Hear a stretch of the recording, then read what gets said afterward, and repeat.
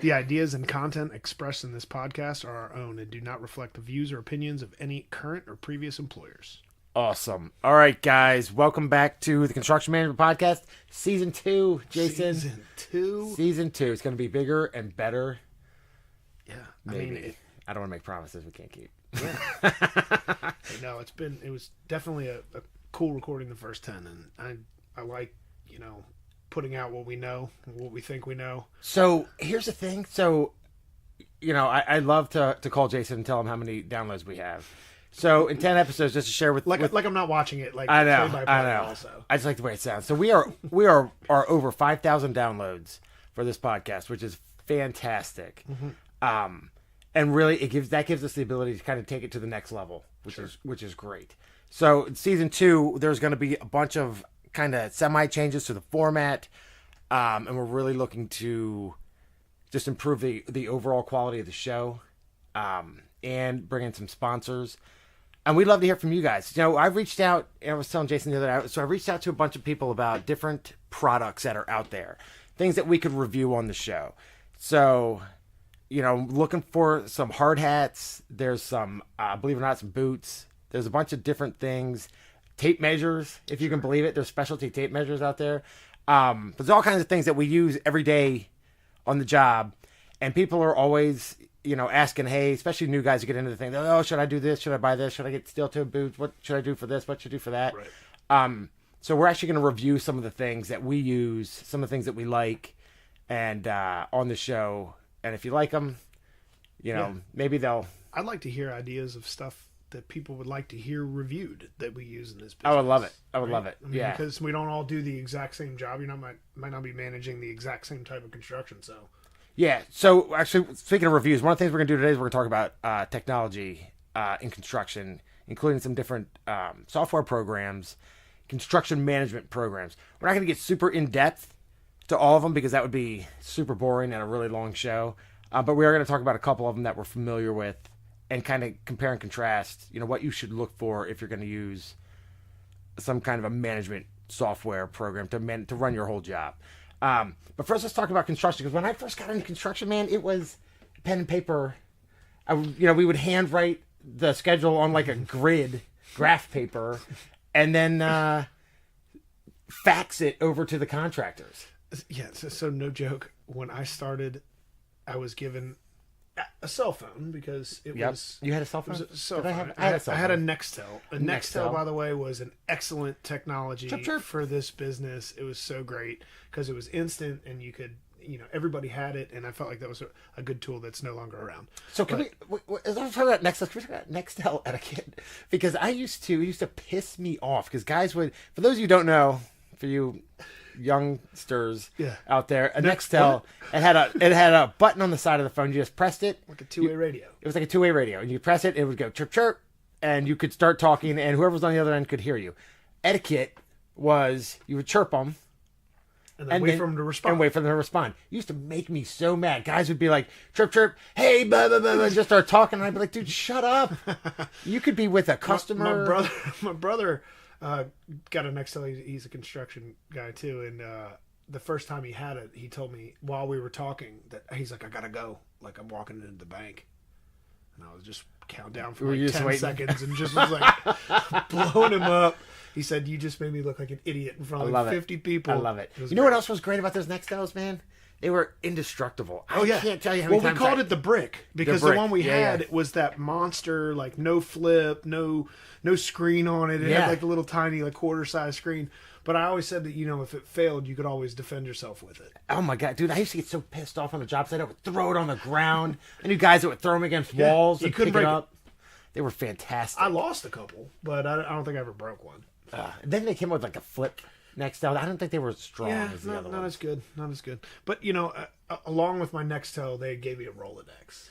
Because literally, I had one for a long time, too. It had little slots for the business cards. And, very quickly fast forward to, I had an app where you could just snap a pic of the business card and it would load all that information into your contacts, which was kind of Well, do you remember the Palm Pilots when they first came out? Yeah, definitely. We had those things. We had... Yeah, Palm Pilots. That's right. We had them. It was like a calculator.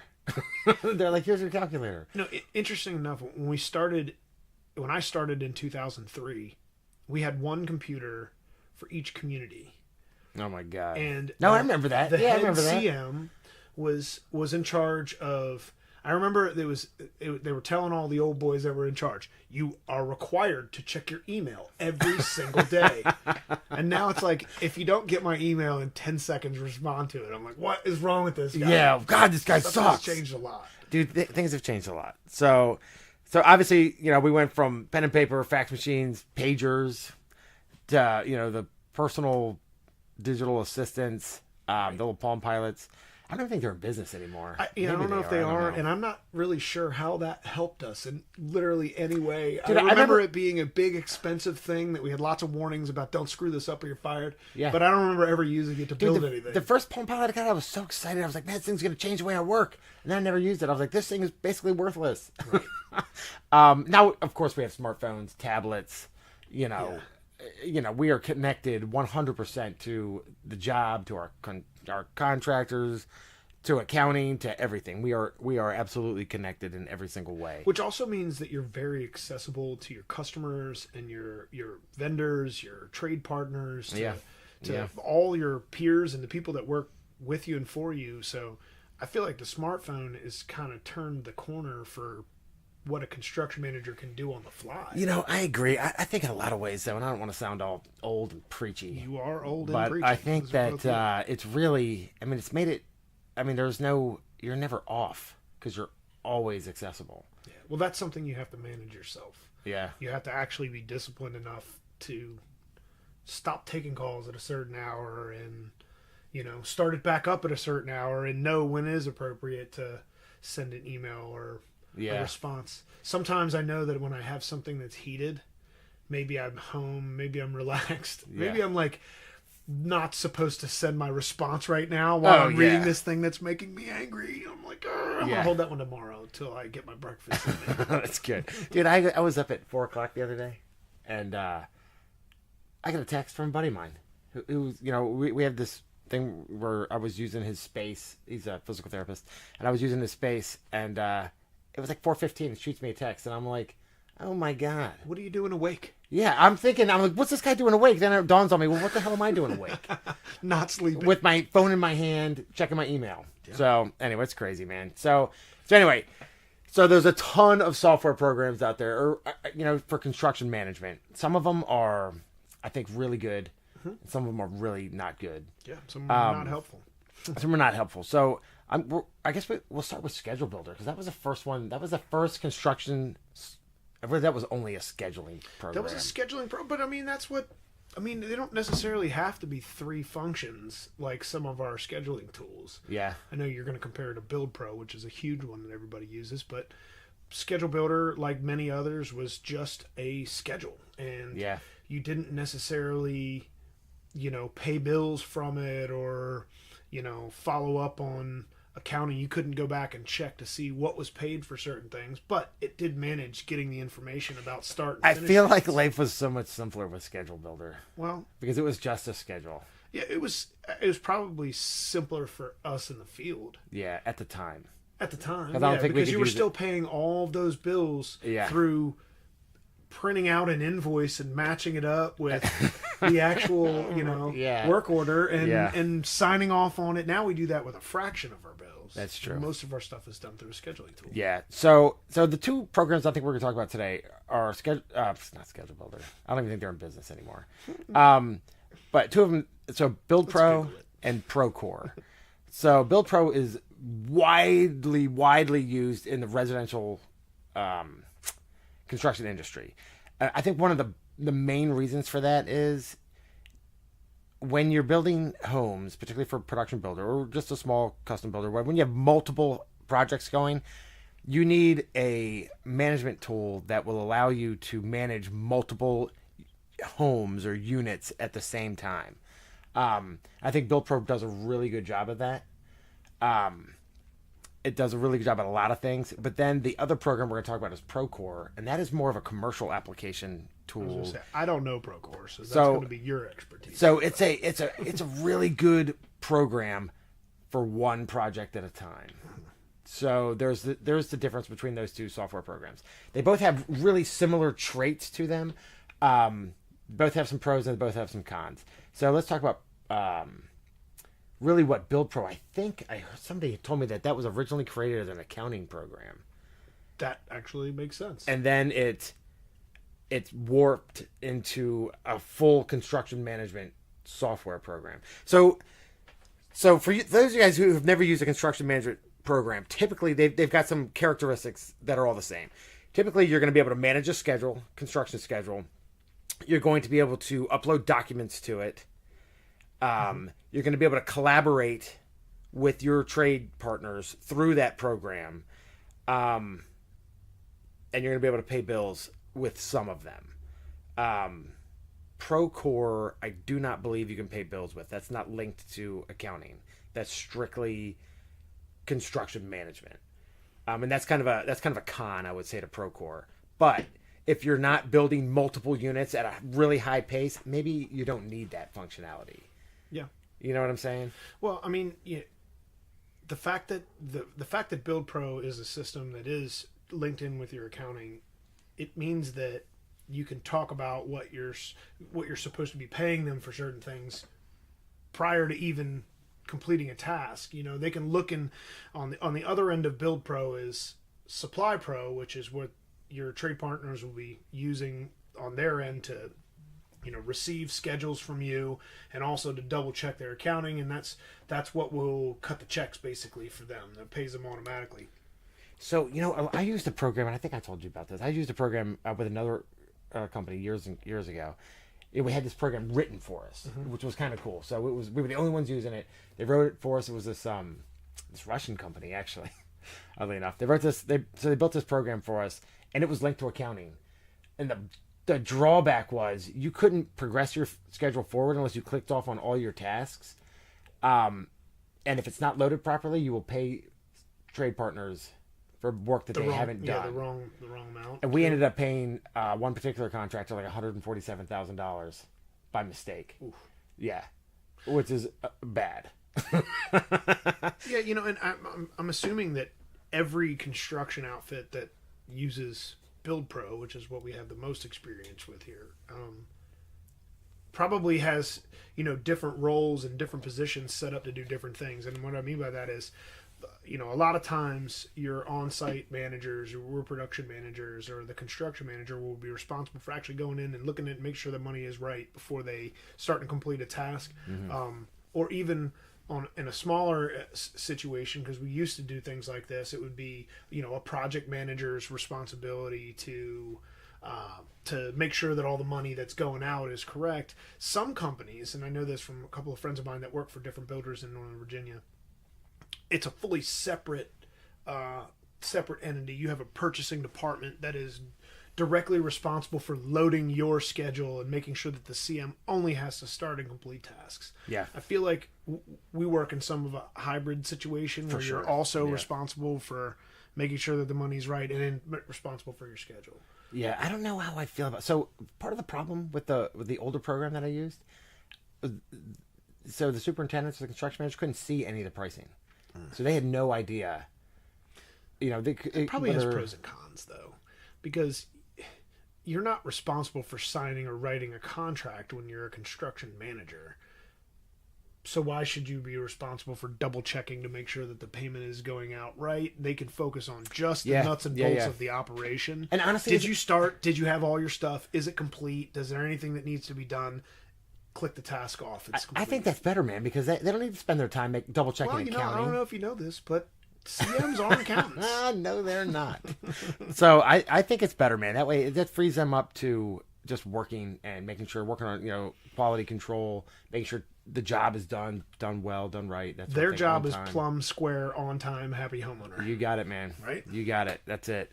So, the other big thing is, so Procore, I'm going to give, so both these two programs, you can upload documents. Mm-hmm. I will say that Procore has a huge advantage in this because you can load a full set of plans on this thing, and it'll break it down into the region, like the area of the plans. For instance, you can break down architectural, structural, you know, concrete, or you know, whatever, electrical, and you can just go to that section. You can because it's like web based, and you can put it on your tablet, so you can explode these plans Sure. on your tablet. It's fantastic. I was using Procore earlier today. We had a change come in, opened up. They were like, "Hey, we're gonna change this elevation in this bathroom at this project we're working on." And within seconds, I had the detail blown up on my iPad. I could look at it. I was like, "Okay, this is gonna be easy. We can make this happen. No problem." Right there. This is all right there. Yeah. So and there's workarounds for that too. I use an app called Autodesk A360. You have your CAD drawings for your plans. Most of our stuff is electronic. I very rarely pull out a set of paper plans anymore. We still use them on a regular basis, but I don't use them necessarily. So you can go in online, save your digital version under Autodesk, and then pull it up on this app and have all your plans at your disposal right there, just like what you're talking about. So that's a separate. It's a separate entity. It's not built into that scheduling tool. Right. So my point is that there's ways around it. All the apps that are out there, all the programs. Yeah. I mean, you can find ways to do those things that you need. Dude, I think we lost with all these stupid apps. Why? There's just too much out there. I can't keep track of it. Well, that's you, buddy. That's me. That's me. That's a me problem. Yeah, I was gonna say that's a you problem. So it's funny because. So this morning, so with Build Pro, you have to go to like your homepage or your dashboard, we'll call it, and you got to search for the lot. In our case, you have to search for the region and the lot. I feel like it's kind of cumbersome to get there. Whereas with Procore, you have a dashboard, but it's one project. So everything's right there. So I like that it's like that, but at the same time, I don't think you can do it with 500 units or 500 homes or whatever we got going. Spread out over multiple communities and counties. Yeah. So I love the Procore app. I am not a fan of the Build Pro app. I don't think it's very robust. I don't think it gives you the functionality, because I never use it. I used to. I found like I couldn't get anything done, so now I'm always on my laptop with it. With the app for Build Pro, I feel like it's good for checking off items. You can't rearrange your schedule or manage a lot of those little intricate parts of it, but is it done? Yes, it's done. Check it off. It's good for that. Yeah. So if you're going through and walking, 30, 40 homes, that can be helpful. Some guys use what makes sense to them. A lot of guys will take notes and go back and enter all that stuff in all at one time, and they're in the comfort of their office or their truck or whatever. I did a little bit of both. I didn't use the app so much for actual biz. I would use the online version and just log into it on Google Chrome and just use the web-based version, So let's talk about walking home. So that's the one thing, it's funny because I want a program that does everything, right? So the one thing that Build Pro doesn't have that I wish it had, so if you're walking a home, you can't take a picture of a defect and send it to the trade partner. It's true. Not from the app. Not from the app. I guess you could load it into the documents section, but it doesn't give you the ability to say, hey, this needs to be fixed and send it right to them. Whereas Procore actually has that functionality, but again, it's limited to like one project at a time. So I don't know how you would do that. And maybe it's got the functionality, I just don't know it. Maybe if Procore had, returned my email, I'd have something more to talk about for them. I'm just saying. It's only going out to 5,000 people. You're saying you're 5,000 construction types too, right? But I love that functionality. So that program I used years ago that was written for us, that was one of the functionalities it had in it. I could go into a house, I could go to the lot or whatever, I could take a picture of whatever the thing was, whether it's a safety violation, a defect in the work, whatever, trash, and I could send it straight to the vendor, and they would get it, with all my kind words, and then they could deal with it right away. And I had documentation because that's what these programs. I think that's a big part of the programs. A good program allows you to have a record of your transactions with your vendors. Whether it's good, bad, whether it's accounting, whether it's you need to fix this, whether it's you missed my schedule. It's almost like a way to keep your vendors accountable for their work. And I'd like to think that a program like Build Pro, it makes more sense for a big company because it's not like I can't see a small outfit building a few houses, dealing with a couple of vendors, wanting to try and link their contracted amounts to individual things and create extra work. It would make more sense to use it as a scheduling tool rather than... I don't know if they can afford it. I don't know what it costs, but I mean, your small companies probably are not going to pay for Build Pro. I mean, we have small companies that use Supply Pro, though. Well, you mean in general, like for the actual builder? The actual builder. Yeah. Or the GC or whatever. I'm spoiled. I work for a big company. You know what? When I was running my own company, man, I used Google Docs. I had a Google Calendar. I had Google Docs. And it was all free. Oh, dude, when I first put my paper-written schedule onto an Excel spreadsheet, it was like I was cutting edge. Buddy. You're high-tech, man. Yeah. So I actually made a schedule in Excel the other day, and I was like, this sucks. I was like, I can't believe I'm doing this. In 2003, in the market in this area, it was so hot that every single build schedule was different. Mm-hmm. You'd get out, I was doing back end as an ACM. I was being handed a house with like 28 days till it closes. Go like gangbusters, and it was like, let me write this down. I'll tell you in 10 minutes whether I'm going to fail or not. And it's like, oh, no. It says I could put nine subcontractors or trade partners in here on top of each other. Let them fight it out. I'm sure most of the work will get done. And then we ought to be able to make it. Well, you remember, I'm not going to say who the name of this guy, but we worked with a guy who, one day I'm like, look, man, you've got to finish this house. You've got 3 weeks to get everything done. And I said, you need to crunch the schedule in Build Pro and make this happen. He goes, nope, I got a schedule for that. And he reaches over to the wall next to his desk and he pulls this thing off and it's got a piece of tape on it. And it says something like, in emergencies, break glass. And it's this 21-day finish schedule behind in this frame. And he's like, here's what we got. And I was like, dude, you're insane. Man, I've definitely heard of lots of guys that manage their whole life like that, dude. And That's 3/4 insane. of the houses they build are just jammed up to get to closing. That is not the way I do business, man. So we were talking about Excel, doing schedule in Excel. Mm-hmm. So, it dawned on me as I'm putting this together, and this is just like a makeshift schedule for my own knowledge for a project I'm working on. But it dawned on me, if I was going to do this for an actual, it is an actual project, but if I was going to do it for like a master plan's going to be 10 years or something like that. Something a little bit bigger, the information I would have to input into that Excel spreadsheet to capture all the things that I guess we kind of take it for granted. We do take it for granted. That's because there is so much information in these programs we're using these days that I can't imagine having to sit down and come up with all that data on my own for a project. You know what I mean? Because anything I need, I know I can go to one of these programs and I've got the information like that.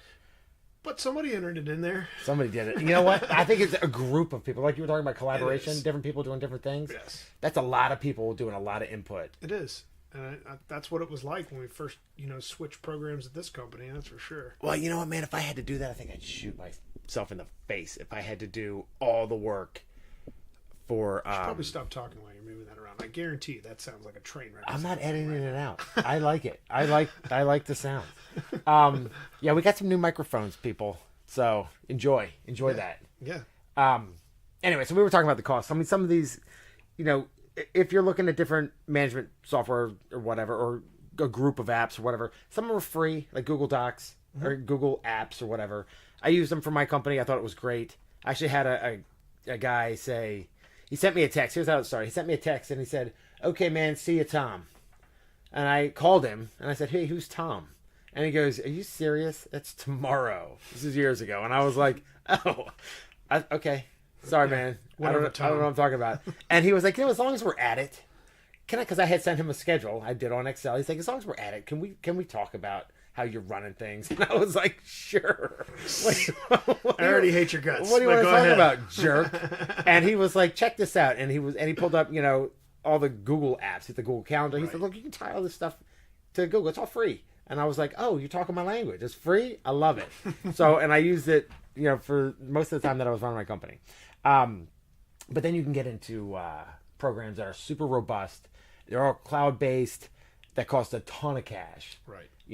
They definitely some advantages to it because if you have a one-stop shop for all the information and you can reach your vendors and you can pay them and collaborate on projects through one software program. It's awesome, but you're going to pay for it. Yeah, I know that they're out there. I know that most of the companies that I've heard about like to take bits and pieces from what they're capable of because they don't want to pay for the whole package or the whole development for their group, and so you end up with certain functions that it could do that you're not using, and using ones that maybe other companies around the corner aren't.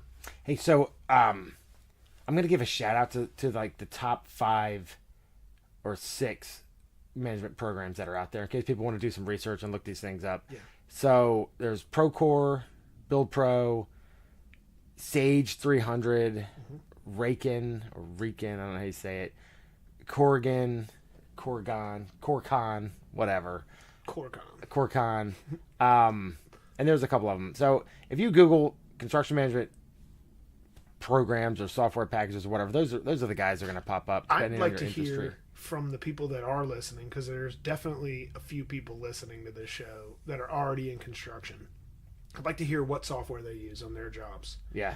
Shoot us a quick email, info@constructionmanagementpodcast.com. Just tell us where you're based and what program your company uses. If it's none, tell us none. I'd like to hear it. Yeah, I'd love to know, because there's a ton out there. And all these guys, none of them returned my phone call or my email. I'm super salty with them. I should have just sat here and trashed all these programs. You're an international superstar? I'm an international superstar, MF. They didn't believe it either, huh? They're like, yeah, okay. Sure. Okay, I have no What's celebrity a podcast? status. Yeah, what? I get that occasionally. Well, some of these companies are super sophisticated, man. I spent a lot of time on a bunch of their websites just checking them out, and I'm telling you, some of these companies you would not recognize them as being in the construction industry, right? If you look at the kind of the stuff they're putting together. Sure. Which is subject of a whole nother podcast. Is I got into an argument with a guy. This is daily to weekly. That's got just so you know. That's got tons of construction book smarts, but no actual street smarts. And it didn't go well for him. But anyway, that's another story. We'll talk about it later. Anyway, so in season 2, just to kind of go back to the beginning here, we are going to talk about building science. We are going to do some product reviews. We have a ton of stuff. We're going to actually throw some video out there. We're going to talk about kind of the construction process, what to look for when, different inspections, what the critical path inspections for when you've got a construction process or project going on, frame checks, foundation, plumb square, things like that. So like we said at the end of season 1, we're going to get pretty technical this season, or as technical as we're capable of. Well, I was going to say technical, except for the one about technology here, which is kind of vague, I would say. I mean, no, I don't think it's vague, man. I feel like it's hard on a podcast to explain some of these. I think, really, if you're looking at construction management software, you're looking for a couple of key things, right? You're looking for a schedule. Mm-hmm. You're looking for a way to communicate with your vendors. You're looking for a way to put documents in there. In case you need to request information to an RFI, request for information to an architect, or your vendors need a way to reach out to you and say, hey, I need more information, or I'm going to miss my schedule, or whatever, or you didn't pay me enough. Right. But that links with, think about what you're saying too. Those documents come from sales, and if you're selling and building, it comes from you, but it comes from the sales end of the deal. It may come from your architects, come from sales. Well, I was just saying the diagrams that are maybe an agreement that you had with a customer will come from sales, and sales documents are involved. And then purchasing or your contracts department or your contracts in general decide how much money is in there. So there's like lots of different factors that all go into the what you use that tool for. It might not just be a schedule. Yeah, I think when you're deciding on a program, you just need to figure out what I want this thing to do. And depending on how much information you want there, it's going to depend on how much you're willing to pay. True. Because the more sophisticated the program, the more it's going to cost you. That's very true. You know what I mean? So, and a guy like you that's used to and comfortable going to 16 different apps to get things done. That's a good point. It's going to be fine with that. But, I really like one-stop shopping. I haven't found that yet. But I like going to I'm 12 close. trainings each quarter That's the about the best. software that you're using. That's really awesome. That's a great use of time. All right. So that's all we got for today. Thank you so much for listening, guys. Please go to our Instagram, Construction Manager Podcast. Follow us on Instagram. Go to the website. I started a blog on there. There's not a lot to it yet, but there will be. As soon as there's interest, really, it's driven by you guys. Yeah, right. As soon as you're interested in it, we'll do something with it. As soon as you're interested, we'll do it. You can go to the Facebook page, Construction Management Podcast on Facebook. Leave a comment, like us, follow us, whatever the particular app is asking you to do. And share it with your construction buddies. Please. And send us some comments, man. What do you guys want us to talk about? We'll talk about whatever you got. Yep. Whatever you want to hear about. We'll drag people in here, industry experts, whatever you're looking for, we'll do it for you. We really, really appreciate the support. You guys have been fantastic. Damien Jason is doesn't. by himself on that one. Jason does not like the support. I love it. Over 5,000 downloads in 4 months is tremendous, and we really appreciate it. All right, guys, thanks so much.